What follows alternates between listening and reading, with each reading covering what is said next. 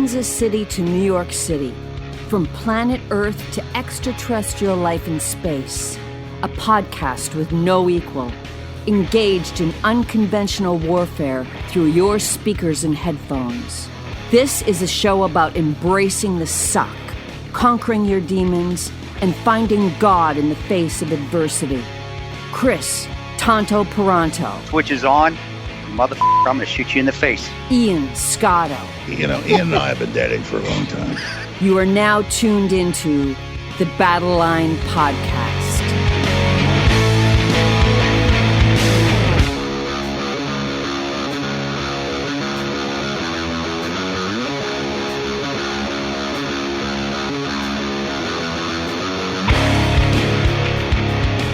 The Switch is on, Battleline podcast. I am Ian Scotto, hosting this best of audio only. We put the audio up on YouTube, but no video for this episode because these are just some of our highlights from favorite episodes that we do every now and again. And some of the biggest episodes we've had have really been our music interviews. We haven't done many in a while because I've launched my separate channel, Ian Scotto Rocks. And we've been focusing more on what we normally do here, which is military special operations, although we definitely do have the occasional guest who is way outside of that realm, most recently Dean Cameron, who you guys know from summer school and ski school, and we got into all sorts of interesting stories with him. But yeah, we've done music interviews that have actually made a ton of news, which we'll get into. The specific episodes those were, and I really have enjoyed doing them, and it doesn't mean we won't do more of these in the future, but a lot of you guys really like them, so this is a compilation of the best of those interviews. Before we get into them, I absolutely love Mellow Magnesium. Nourish your entire body with Ned's proprietary super blend with 3 forms of chelated magnesium, GABA, L-theanine, and over 70 trace minerals. It propels memory, mood, brain function, stress response, nerve and muscle health, and of course, sleep. And about 75% of Americans are deficient in it. So take your Mellow Magnesium. Magnesium is such an important supplement when it comes to sleep. And it's actually available now on Amazon, but you'll get the best deal through us as a first-time customer when you go to helloned.com/Battleline, or just add our code at checkout, Battleline, one word, of course. That's HELLONED.com/Battleline. You'll get 15% off as a first-time customer. Now, as I was saying, we've done interviews that have made a ton of headlines. The biggest of which, like if you just go into Google and you type Battleline Podcast into news, we made international news when we had John Dolmayan from System of a Down on the podcast. And it was because he was very candid about System of a Down as a band being very unsustainable. And that's why you haven't seen new material from them in nearly 20 years. Yet they're still doing festivals, they're still doing big numbers, but he gives me the scoop, really, on why that is, so check it out. You were talking about how you guys, when you started, were more on the same page, and I think part of that is being all Armenian guys, all behind different Armenian causes, which was totally different at the time, and there's no other band really like you guys in terms of that, in terms of culturally. But I think it sounds like to me System of a Down is known as more of a left-wing band. It's just the way it is. And as you said earlier on, there was probably just a difference in politics in America at the time. But as I guess politics has gotten more heated, how everything has become politicized, I keep up with what you do. I keep up with what the band does. And it's like, you'll say something in an interview and I'll see that Serge will say like, John's an idiot. He doesn't know what he's talking about type of thing. It'll get on Blabbermouth. Maybe this will get on Blabbermouth and all those sites, but I don't think Serge has ever said that I'm an idiot. But I think he's said things about you going out and like being vocal about supporting Trump, right? Yeah, well, he doesn't like Trump, and that's fine. That's his prerogative to like Trump or not like Trump. It doesn't matter for me what he likes. You know, like it's important for me that he has a right to like what he likes and to vote the way his conscience tells him to vote. My problem, a lot of left-leaning people and in general, or super right-leaning people as well, is that you have to make your determinations based on the situation. And, politics change, policies change. Somebody like AOC would be unelectable 20 years ago. So if you look at the Democrat Party 20 years ago, it was a very different party than it is today in a lot of ways. The attempt to confiscate our guns and to take away our rights to have them has been going on for a long time. And, they chip away at, this bump stock can't be had anymore or whatever, but at the end of the day, you have this constant tug of war that's taking place. And what I liked about Trump and what I still like about Trump, and the reason that I would vote for Trump again, should he run, what it looks like he is going to, but should he get elected as the nominee for the Republican Party, is that he, at the very least, thinks differently. It's very difficult to change policy for a country like the United States.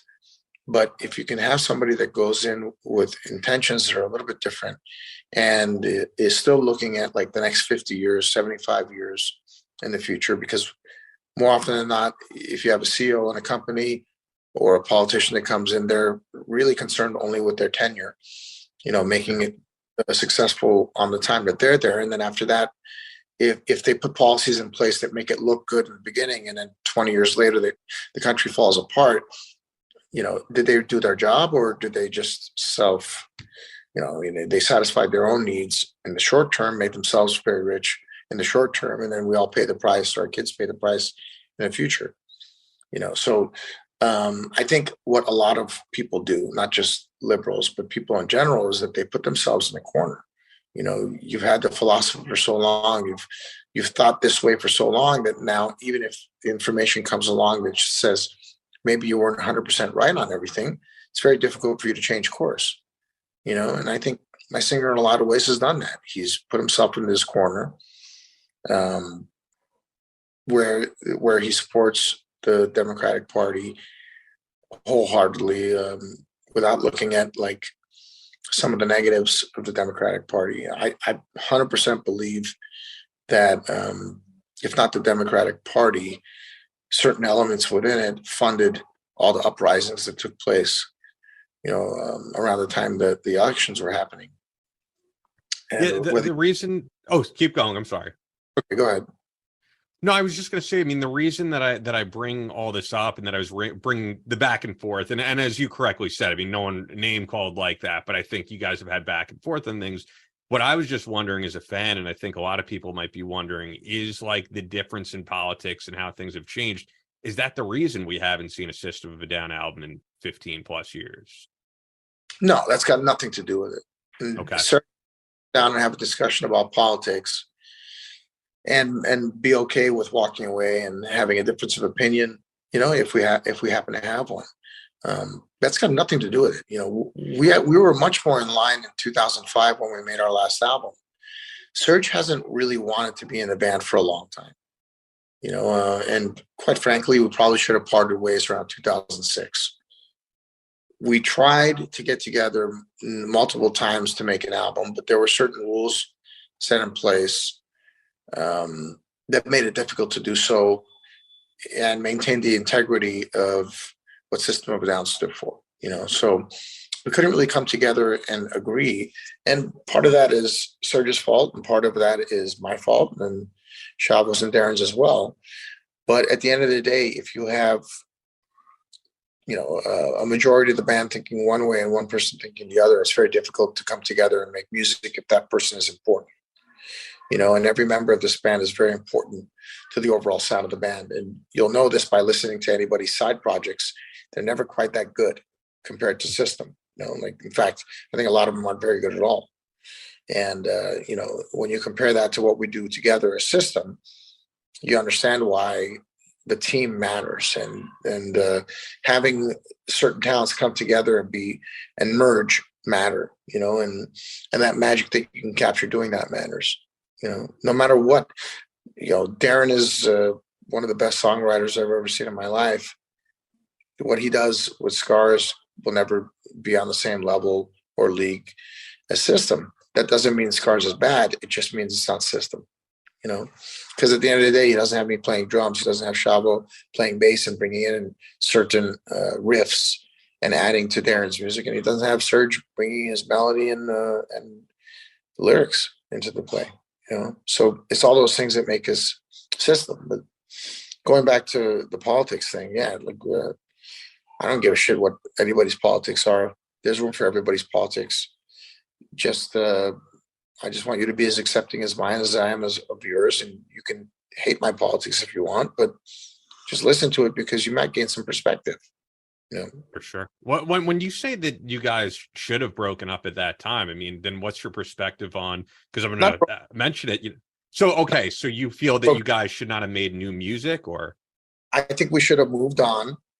And if Serge didn't want to be in the band at that time, we should have just moved on and done it with somebody else. But that's what happens when you're loyal and you really want to make it work. You'll put up with things that may be detrimental to the health of the band or the health of the situation. Maybe it would have been better if we moved on and got another singer for an album or two and continued to make music and brought Serge back later if he wanted to come back. That probably would have been better. But as it is, I think we wasted 15, maybe 20 years of our lives waiting. My question on that I was going to ask, though, is, I mean, you guys still do live appearances, and I was going to say you're doing the Sick New World, not festival, the Sick New World show, basically. I mean, it's an amazing lineup with Korn, Deftones, Incubus, Turnstile. I mean, it's a million bands to name. Chevelle, you guys are headlining. So, I mean, how do you feel doing these shows with Serge and doing the shows that you guys have continued to do as a band and as a whole? When we're actually on stage, it's great. It's just getting to that point that is disheartening. We have one show booked for next year. One show. That's it. Is that by design, though? I'm a fan of bands like, for example, Glassjaw, right? And Glassjaw, I don't know if you know them, but they'll do a handful of shows every year. They'll go away for a couple of years. They'll come back, and there's still like that momentum for them. I know that they do other things that, like yourself, they have families. Justin Beck runs that Merch Direct website. I believe that's the one he runs. So for you, is that just you guys getting older and not having the time to do a full tour and not wanting to be on the road like a Metallica? I think we would like to be working a lot more, but Serge also has a bad back now. Like, he's messed up his back somehow. And he just doesn't want to tour as much as the rest of us do. So look, if my wife told me that we were going to have sex once a year, I'd be divorced. It's a good analogy. So you figure that out, for what it is. But I don't think this is sustainable. The rest of us want to work a lot more than he does. Now, I don't know if that means we're just going to break up and forget about it and call it a career, or if we're going to move forward with somebody else, or if Serge is going to come around. Ultimately, the best case scenario for me is Serge comes around and we can do like 15, 20 shows a year.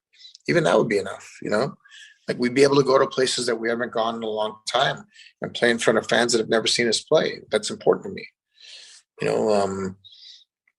I don't know. I don't know what's going to happen. It's really, even talking about system kind of bums me out because I know what our potential is.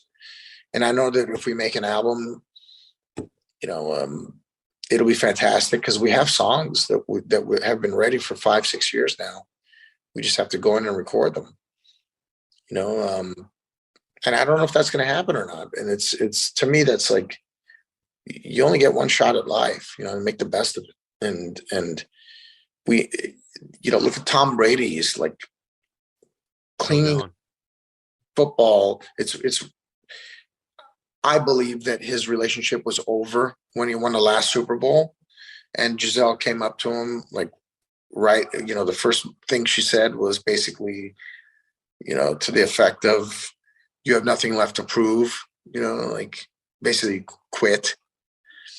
Instead of letting him have his moment, she had to throw that in there. And I think their relationship ended at that moment, and I don't know either of them. So I don't know what their marriage was like, but I know that would be disheartening to me, and I would, really, you couldn't have said that maybe in 2 days or tomorrow or after the parade or, when we're in Costa Rica in a week, like there's a time and place for everything, so I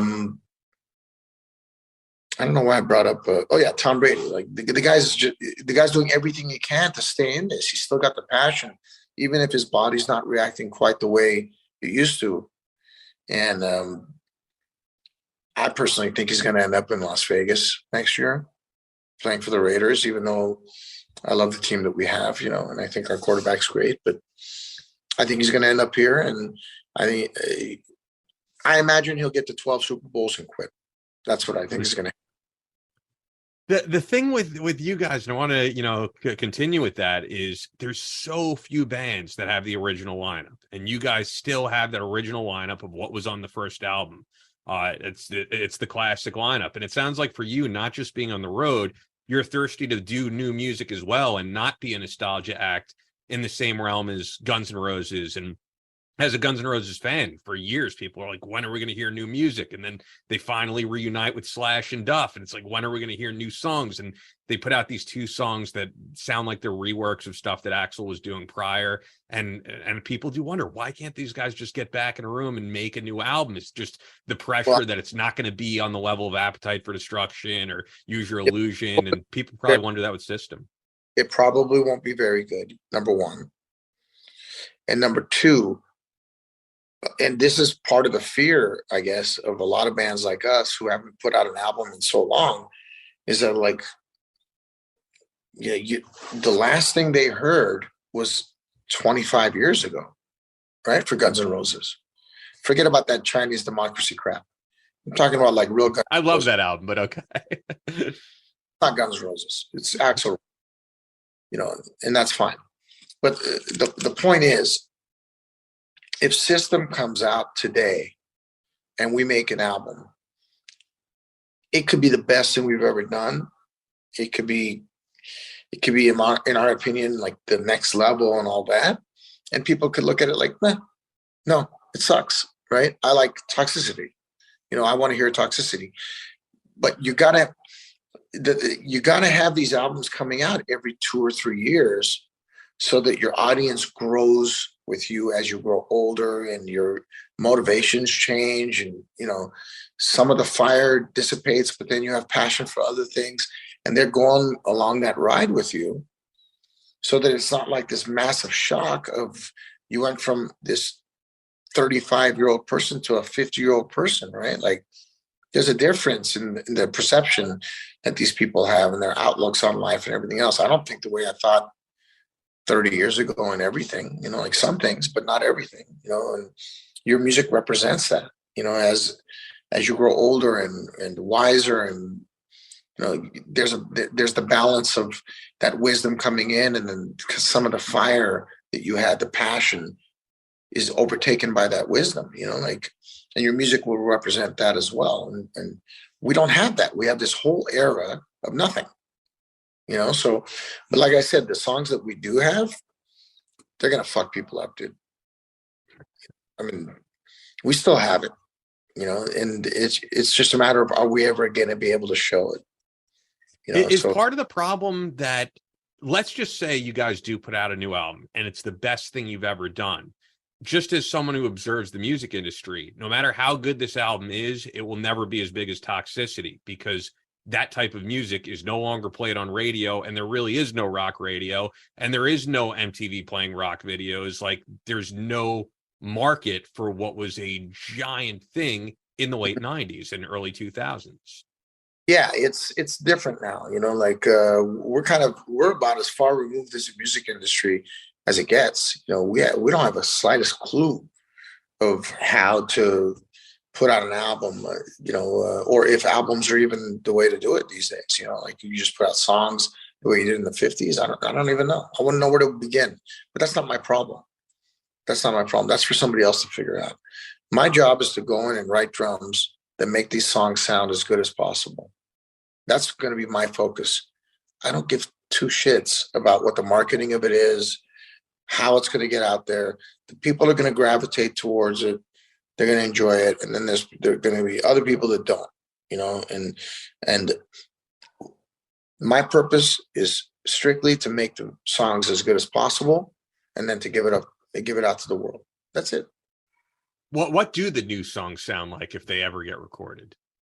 They're gonna anybody making music today, like all the well-known bands, they're gonna understand why System is what System is. Let's just put it that way. That's we're cool. we're gonna remind them. I'm dying to hear it, and I think a lot of other people are too. Me too. That was John Dolmayan, drummer for System of a Down, from back on episode 168. If you want to check out that interview in its entirety. Yeah, very just honest guy. We talk about the Armenian background of the band and all different types of stuff. So definitely check it out. We do a little politics as well. This next episode, this excerpt is from, also made some headlines because this was the first interview that Britt Lightning from Vixen did prior to the new singer Rosa Larashuta joining the band, and this was before she even met Rosa. So that made some headlines on Blabbermouth. Check it out. This is Britt Lightning from Vixen. Yeah, speaking, it's actually good that you mentioned Red because we're talking about the lineup changes and stuff, and that's the most recent video, and anyone who's followed Vixen knows even since then there's another upcoming lineup change. So I'd love to get into it because I will say personally, I think Janet Gardner, especially, very hard member to replace. On that live album, sounds absolutely incredible. I know she's still out there doing her own thing live, but yeah, how have you and especially Roxy dealt with all these lineup changes? Because there are people who are going to say, "Is this the same band that I know and love with all these lineup changes?" Mm-hmm. Yeah, well, I think Roxy's definitely dedicated to maintaining the musical integrity of the classic Vixen. And she said that. And I think for whatever, reason, feels that this change is going to be a positive one. And so this new lineup, our new singer will be debuting with the band. I think it's next week, June 21st. We have a show in Anaheim with Quiet Riot and Slaughter and Great White. And no way.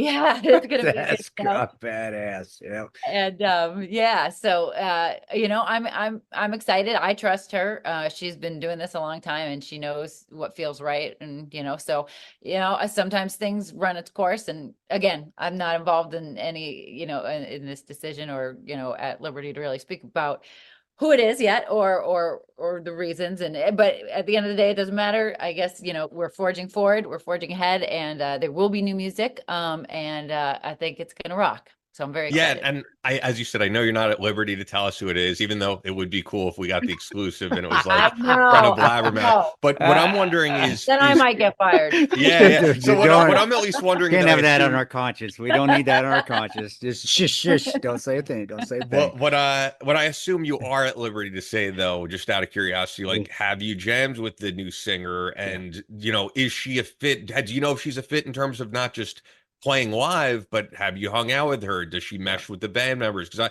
I saw that Quiet Riot documentary, and I'm guessing you saw too, and it was kind of crazy watching them try to replace Kevin Dubrow, and they do two shows with one guy, and then they're like, this doesn't work. They do two shows with another guy. So I think do you mesh with these people is important. So yeah, have you hung out with her? Have you played with her? Have you rehearsed any of that? Okay, no. However, wow.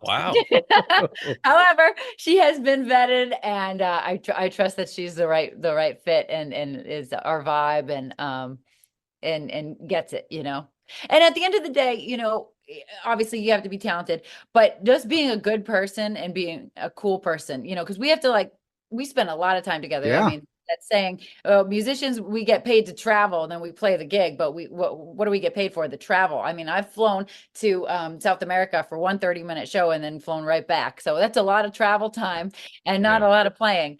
And that's a lot of time that you have to be with each other. And if you're with somebody that just drives you nuts, that's the worst thing ever. And then you can tell on stage too. So when there's good chemistry, when you can feel it, is what I'm saying, on stage. And I think the audience can always feel it too. So,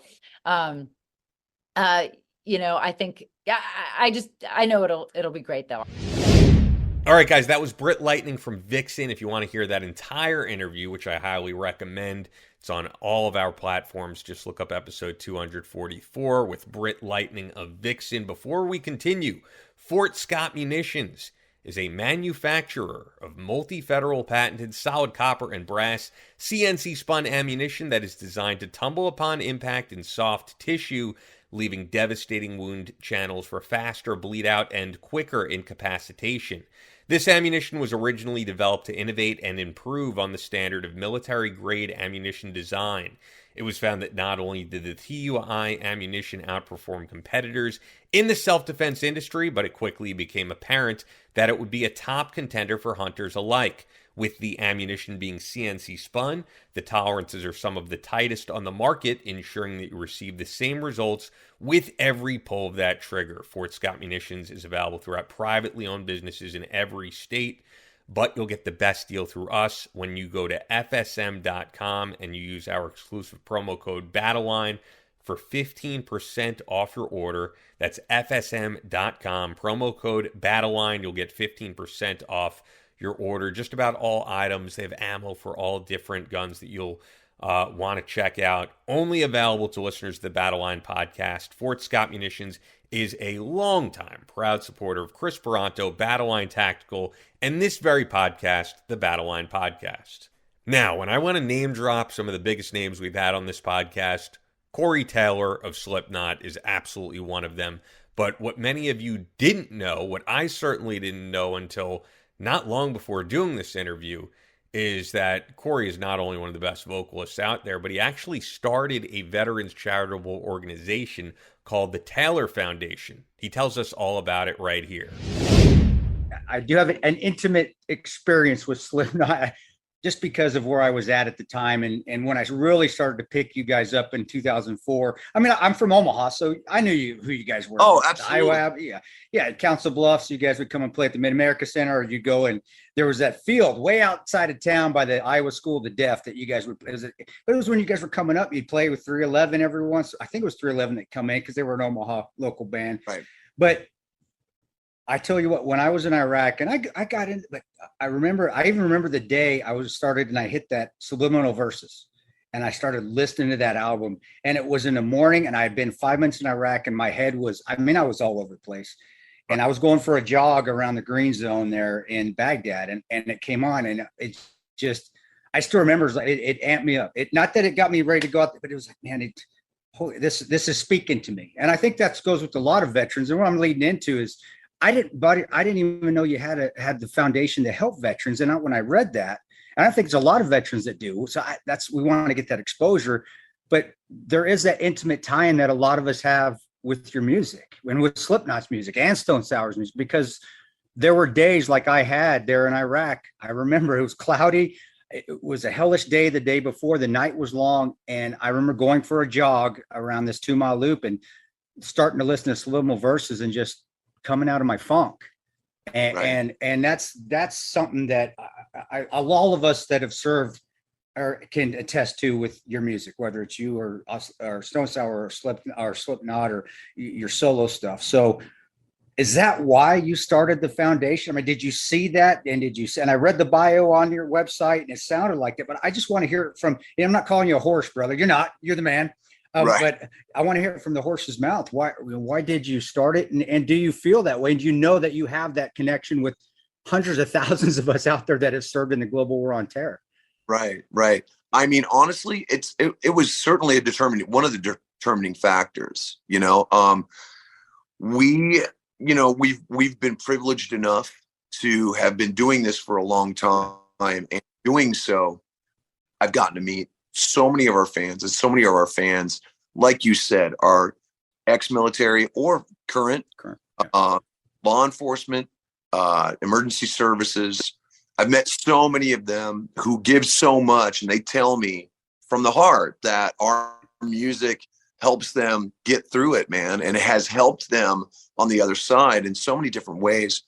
That was definitely something that led me to the decision. Obviously, in the bio that, I talk about my grandfather, who served in the Korean War. And I have a lot of military in my family. My cousin was a Marine, was stationed in Okinawa for many years.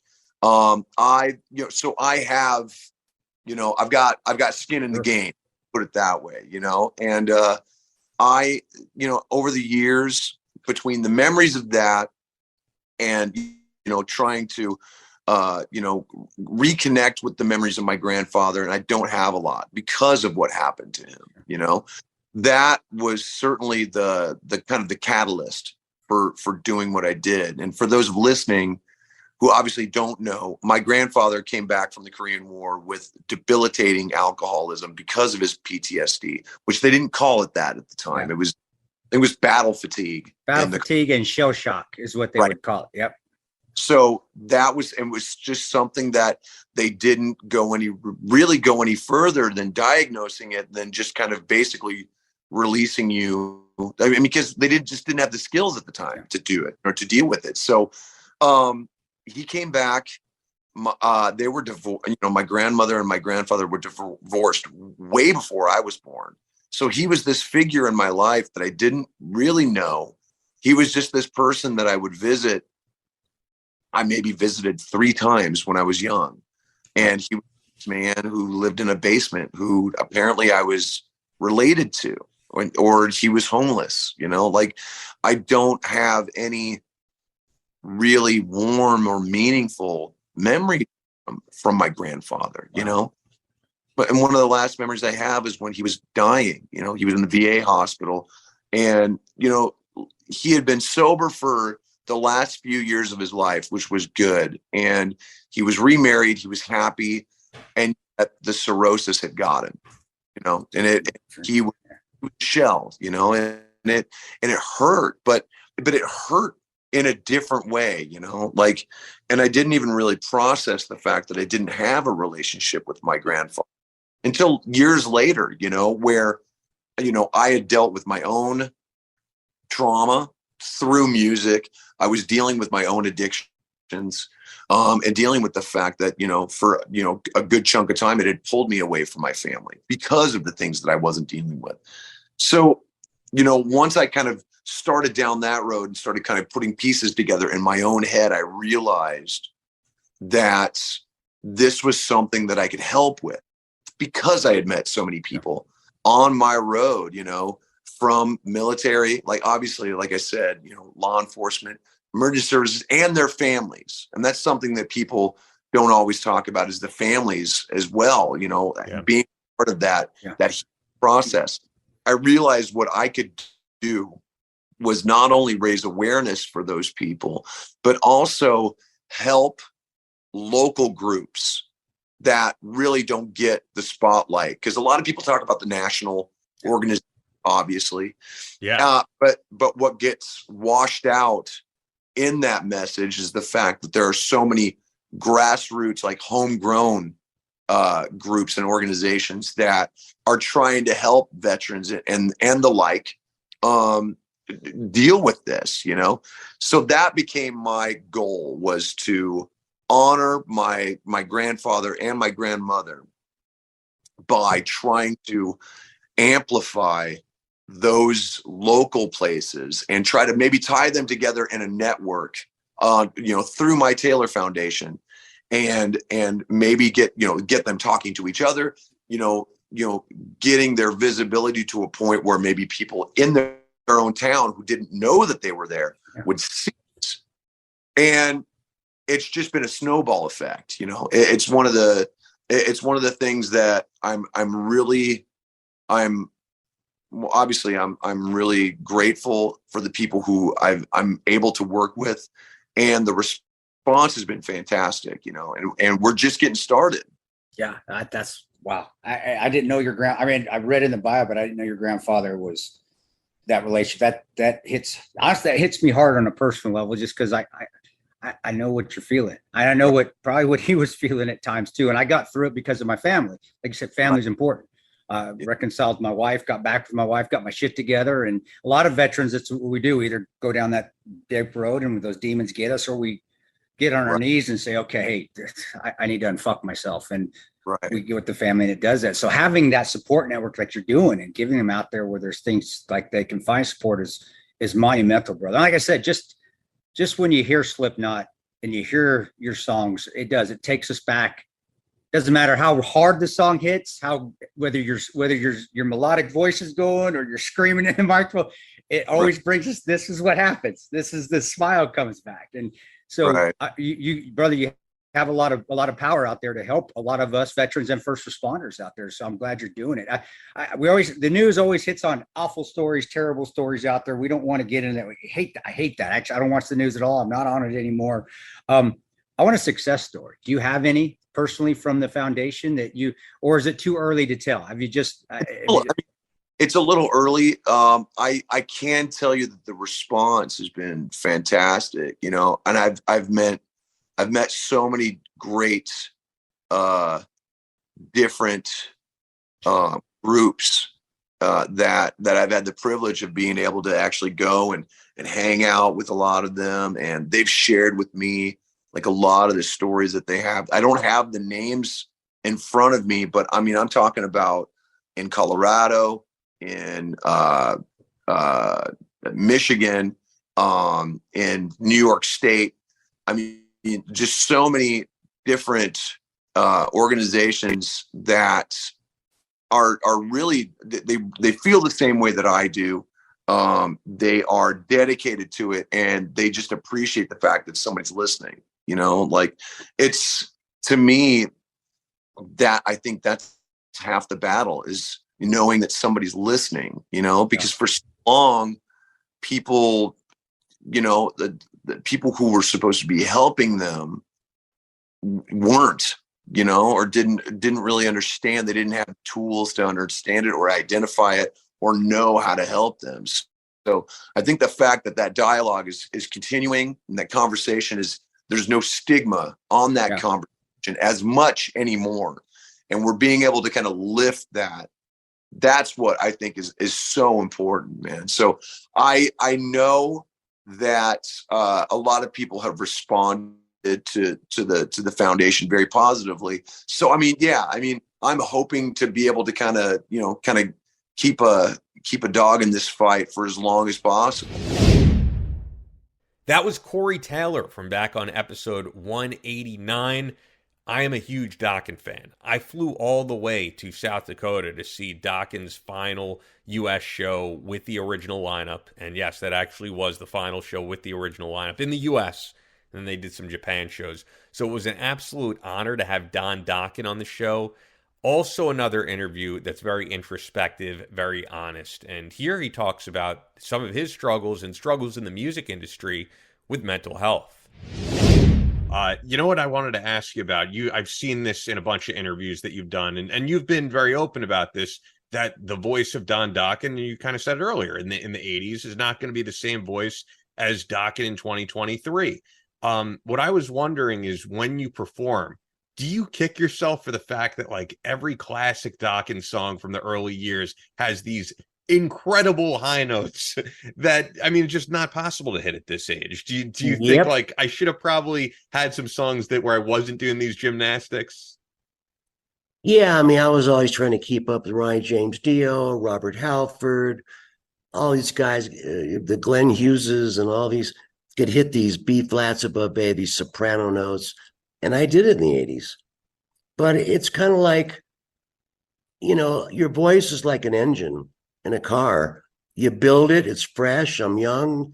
You race the Indy 500 and you win. And the next year, you use the same engine and you come in third. And use the same engine the next year and it comes in sixth. Your vocal cords have miles on them. And if I would have known I needed to maintain this alto, place I used to sing and these crazy high notes, I would have sang lower. And I've heard a million singers that I know say, if we would have known, we wouldn't have sang so high, and now it's changed. But then you look at the grunge bands in the 90s, they all sang very low. Sure. They sang low, not high. They almost sang in spoken word. Probably other than Chris Cornell. Chris Cornell had some crazy high notes. He still had it, and I just think it's a crying shame that he was so talented and doing movie soundtracks and all this stuff. Why he would commit suicide after doing his first show in Detroit, it boggles my mind. If you look at all the grunge singers from Lane to Chris to everybody, they're all dead. Yeah. I don't understand this whole hang yourself overdose. I don't get it. You look at all the grunge bands that were huge in the 90s, all the singers are dead. Yeah, other than, of course, Smashing Pumpkins, who's still out there doing Right, and Pearl Jam. Yeah, Pearl Jam as well. Yeah, it is a shame. Pearl Jam didn't sing high. No, Smashing very true. Pumpkins didn't sing high. Chris Cornell was one of my favorite singers. I mean, God, he had some just amazing vocals, and he had a great sound. And when I saw that video where he played Detroit, his hometown, and said, "I'll see you on tour," and yada, he's got a wife and kids. He goes back to his hotel room and hangs himself. I don't relate. Yeah, life is short, man, and God, we're not born with a certificate that says you have now been born and we promise you'll have a wonderful life. It doesn't work that way, man. You got to fight for success. You got to fight for what you want to do. You got to fight to be a musician. You got to fight to keep going. But a lot of these guys just get depression. It's genetic, and they commit suicide. It broke my heart when Chris did that, and Lane and Alice in Chains and all those other bands. I just didn't get it. I have depression. I'm bipolar. I'm up, I'm down. Some days I want to write a rock song, up tempo, kicking ass, just rocking. That's the mood I'm in. Then the next day I'm feeling mopey, and I might write a song like Heaven Sent. It just depends on whatever the universe gives me. But I would never kill myself. I've got children and I've got my family, and I just don't relate to that. I love that interview with Don Dokken. That's from episode 208, if you want to dig back in the archives and listen to the full thing.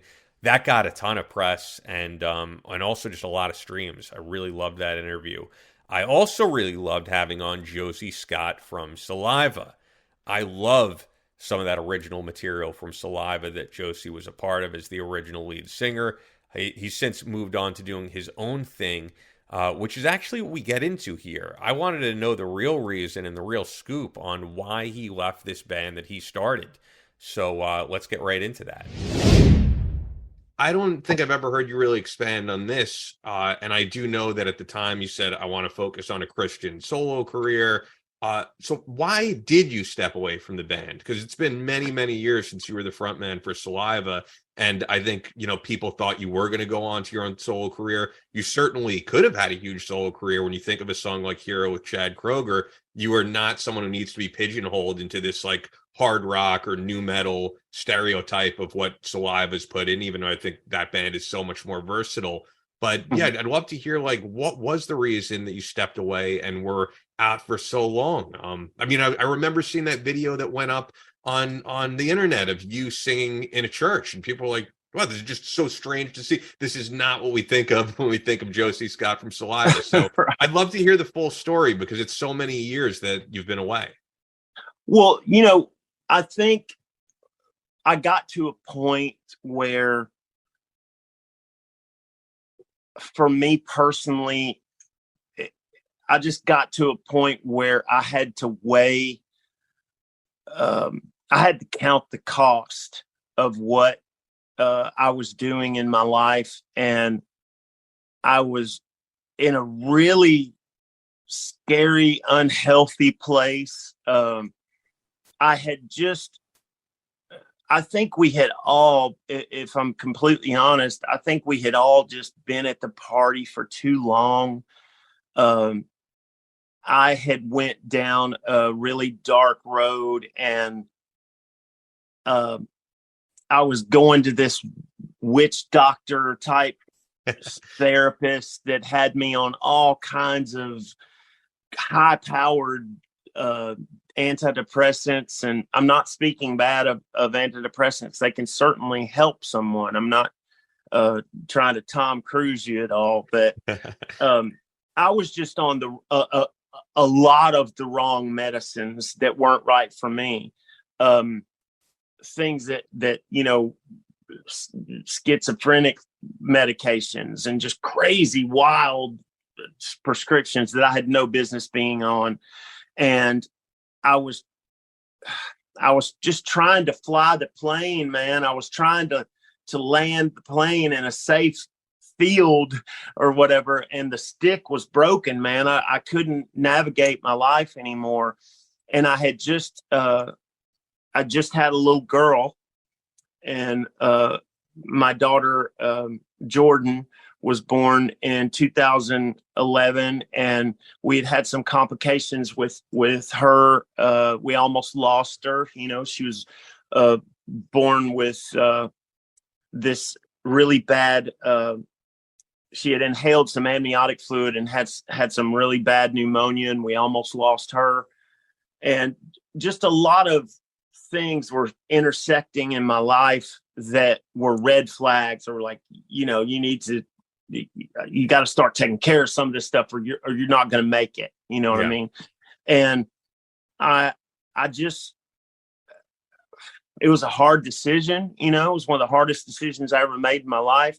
But, you know, I talked about it with, you know, my wife, and I talked about it with a spiritual advisor of mine at the time. And I just realized that I had to step away and get myself healthy. Because like they say on the airplane, they say, put on your oxygen mask before you put on everybody else's. And I was struggling to put on everybody else's oxygen mask, and I wasn't taking care of myself, and I was about to black out. And I had to make the decision to step away and get healthy. And I had to, you know, pour all those medications down the toilet and just go through that valley, you know, like they say. I'm sorry, I was just going to ask, like, did you have a change of perspective? Because when people do think of saliva, they do think of like the whole sex, drugs, rock and roll lifestyle that is embedded in the music. And then to do a 180 of that and say, I'm going to focus on having a Christian solo music career. Was it just like, man, this music that I wrote 10, 15 years ago, like, this is no longer who I am. This is no longer the image I want to put out there. Was it that type of thing? Like, because we saw that with like Head from Korn and other guys who have been like, yeah, this is not the image I want to put out there anymore. Was there some of that? I believe that had something to do with it. But I think because when I first left the band, they immediately put that press release out about me becoming a Christian solo artist. And that was not the reason I left. I mean, I think time has shown everybody that was absolutely not the reason I left. That was just a good answer to give to the press at that time. And I never really understood why the people that were managing us at the time felt the need to put that out there. You know, I am a Christian, and I had explored with a couple of record company guys there in Nashville about maybe doing a Christian solo album or something like that. But I basically was told that there were a lot of snakes on that side of the fence as well, and basically got, which there are anywhere, you know. Yeah, no, I mean, I mentioned Head from Korn. I've read Head from Korn's books, and he had that same experience where he's like, these guys who I thought were, you know, my brothers in Christ were ripping me off of my money. And yeah, I think that you do see snakes in all aspects of life, and people, you know, want to suck in these people who have some type of fame or some type of notoriety and leech off of them in any aspect, whether it's this music world or Christian music world or elsewhere. So I understand that. And you know, after stepping away and getting healthier and sort of getting back on my feet, I got to spend some time at home with my wife and with my children. And I was just like, I just want to be a regular guy for a while, man. I just want to be a father. Sure. And I want to be a husband, and I want to watch my little girl grow up. My son was, very young at the time. Justice was very young at the time. And, he was getting physically sick before I would go on the road, and it was just breaking my heart, and I never wanted to bring children into this world just to upset them and break their hearts and make them sick with the life that I was living. So it was more about me getting a taste of just being a dad and just being a husband. Sure. And I was like, wait a minute, this is really, really cool, man. And so once the blinders were off and I got off all that fog, I came out of that fog, you know what I mean, that all those medications had me in. I was like, well, this is pretty cool. I think I could enjoy this. And I just relished in the fact that I was blessed to get to be this woman's husband and blessed to get to be the father of these kids. And I just wanted to focus on being a dad. And the music never stopped. I have a phone right now that's full of songs, and it started around 2011 and 12 of just song after song, ideas that would come to me, and I would write them down, because I've never been one of those guys that sat down and said, okay, we're going to write a song, and, and just choose. I can't just sit down and do it like that. It doesn't have to be planned. It's something that just comes through me. Elvis said one time, he said, it's not from me, it's through me. I just have the best seat in the house. That's great. And this audience, I swear to you, man, they're going to love hearing this story, because there is such a similarity between your story and Chris Peranto, who's usually here. But the big difference between you guys is, for you, it was like life on the road. And for Chris, it was life deployed, whether as an Army Ranger or CIA contractor. And he was doing it up until his late 40s.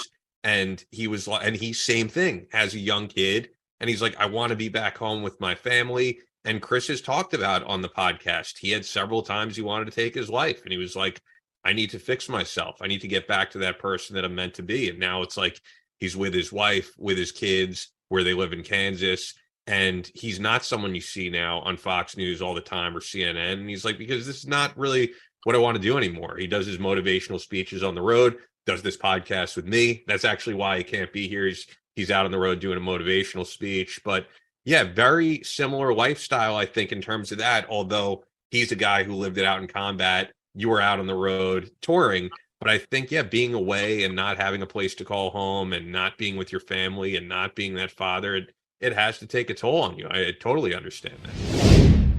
That was Josie Scott from back on episode 186. Definitely check out that full interview. Really enjoyed having him on. And we're going to wrap up right here with Evan Seinfeld of Biohazard. He talks about how Biohazard reunited. I mean, I left the band in 2012, and the other guys toured around for like about 2 years, 3 years after that. But that was 10 years ago. Like, they hadn't played together in 10 years. And nobody was really talking to anybody. And it wasn't something that I was even thinking about. I was going through the airport, and my drummer, Danny, who I've known since I'm 12 years old, his brother, Richie Schuler from East 94th Street in Canarsie, who was also a drummer, who also I used to play with. I hear his voice, yo, Ev, turn around. It's Richie Schuler, it's Danny's brother. I'm in the airport changing planes somewhere. Coming back from Los Angeles to Tulum, to Mexico. And I love Richie. We start talking, and it's one of those things like, we get so, I was so living in my ego that I was attached to a bunch of resentment about a bunch of things that were a bunch of stories that I made up in my head about thinking how other people should react to things. What the fuck is that? I didn't even remember anymore what the real reason was the band wasn't together anymore. But I ran into Richie, and he said, my brother would love to hear from you. And I thought to myself, we were like best of friends, all of us at one time, and my life's a lot different now. And I picked up the phone and called Danny, and we just started talking. It wasn't about putting the band back together. I wanted to reconnect with my brothers, If I hadn't been working on myself and learning that resentment only hurts you, only hurts me, if I got a beef with you, you don't necessarily know it. I'm carrying it around like a boulder in my backpack, weighing me down. It was amazing. We reconnected and it just all flowed together in one moment. I saw Billy. A band is hard. It's a bunch of egomaniacs with low self-esteem. It's a bunch of guys who are fighting to get to the top together and fighting with each other for every inch of creativity, input, of stardom, of fame, of contribution, of acknowledgement. People want to be seen. People want to be acknowledged. And when you're doing it in a group setting, not everybody gets the same out of it. And everybody might put in the same. And it's complicated, but right about the time I ran into Billy and I started, I got on the phone with Bobby. I actually talked to Bobby first during the pandemic. He called me out of the blue and we had like a really cool conversation, but there was no intention behind it. And somebody started a rumor that we were putting the band back together because people had seen us talking. And next thing I know, I run into Andy Gould, and Paul Gargano, who are the band's managers, Andy used to manage Rob Zombie for 27 years, and he used to manage Linkin Park, big bands, Pantera he worked on. And Andy said, there's this incredible opportunity right now for a band with all its original, for an iconic metal band with all its original members, that everybody's in really good shape and got their chops up. You guys could really make some impact on the scene. And we went out and we got together in a room. We broke some bread. We had a rehearsal. It sounded incredible. It was revitalized. It was like, it needed to go away for 10 years for everyone to get rejuvenated and excited about it. You know what I mean? The fans are hungry. We just did a huge European tour. And if you look at my Instagram, there's like a shot from this festival in Poland with 600,000 people. Like, to stand on a stage in front of that many people and have them like chanting or jumping, it's another level of experience. I would highly recommend checking out that full episode with Evan Seinfeld. That's episode 229. And we talk about a hell of a lot more than just that. A lot of stuff about men's mental health. A lot of really great advice for if you're struggling through mental health. And a lot about his group that he founded, Mentorship, which is doing great things, helping men and creating a community for men worldwide. So definitely give that one a listen. I hope you enjoyed this episode. As always, be sure to subscribe wherever you're listening or, I would say viewing. We have it up on YouTube, but this is just an audio episode. If you're on Spotify or Apple Podcasts, leave a 5-star review. That stuff really helps us out. We'll be back next week, next Tuesday, with more Battleline Podcast. That's all for this episode of Battleline Podcast. But we're always posting new content on social media. Follow us on Instagram at Battleline Podcast and on Twitter at Battleline Pod. That's an order.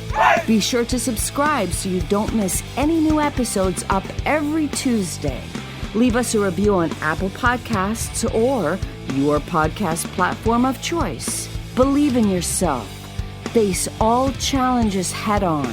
And as always, never quit.